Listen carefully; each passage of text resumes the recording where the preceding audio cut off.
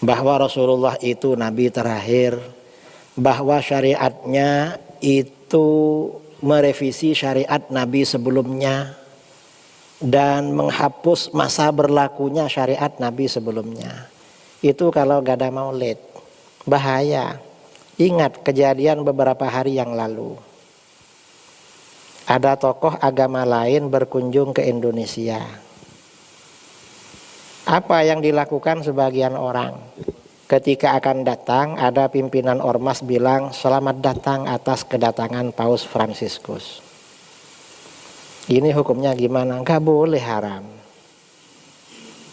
Lalu setelah mau datang, ada yang bilang, kita ini harus senang.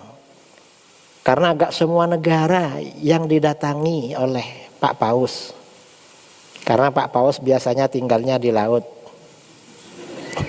Ikan paus atau ke sini misalnya. Itu ikan paus, Tuan Guru. Ya, artinya apa? Ini kan nggak boleh begitu kan. Yang ketiga, lalu dia diundang ke masjid. Loh, kok diundang ke masjid? Gak boleh. Yang boleh itu kalau cuma berkunjung. Kalau ada non-muslim datang ke masjid gak apa-apa.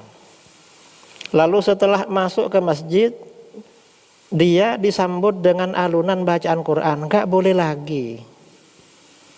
Baca Quran itu bagus untuk momen-momen yang bagus. Kalau untuk momen-momen yang makruh atau haram maka gak bagus. Misalnya mau minum, ini sunnah baca Al-Quran. Bismillahirrahmanirrahim. Karena ini bagus, penting.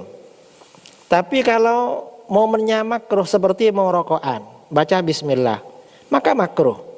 Bismillahirrahmanirrahim. Biar barokah rokoknya misalnya. Makruh. Kalau momennya perkara haram, baca Quran, haram malah dan bisa kufur. Ini kemarin yang Pak Paus itu kan dibacakan Quran, ada hafizah katanya. Kasihan si hafizah ini. Perempuan lagi. Di depan laki-laki, Kristen lagi. Lalu ketika datang ke situ ada yang cium tangannya. Loh, kok terhormat sekali. Mengagungkan orang di luar agama itu haram hukumnya. Bahkan satunya mencium keningnya. Saya dari tadi gak ada yang cium kepala saya. Mungkin khawatir saya belum mandi itu. Ini ikan paus dicium. Kalau mencium tangannya pengikut agama lain atau keningnya dengan keyakinan atau dengan harapan dapat barokah, malah kufur, murtad.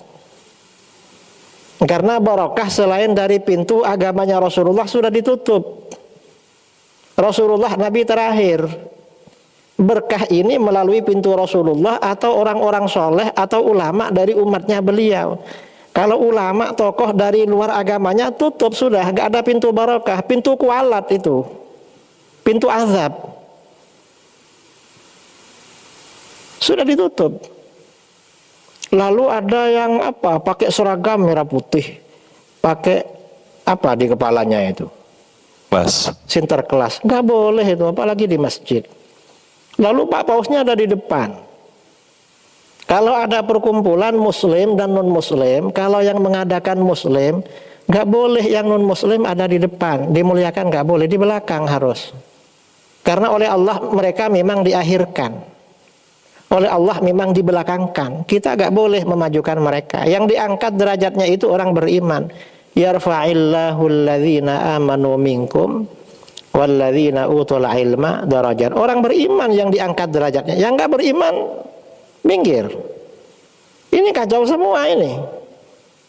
Makanya maulid ini penting. Kalau gak ada maulid orang gak tahu nabinya. Akhirnya tokoh agama apapun ya diciumin. Malah ada yang ngantar sampai ke Papua sana itu. Ada sebagian ikut ngantar. Lah apa ikut ngantar? Saya agak pernah diantar kemana-mana.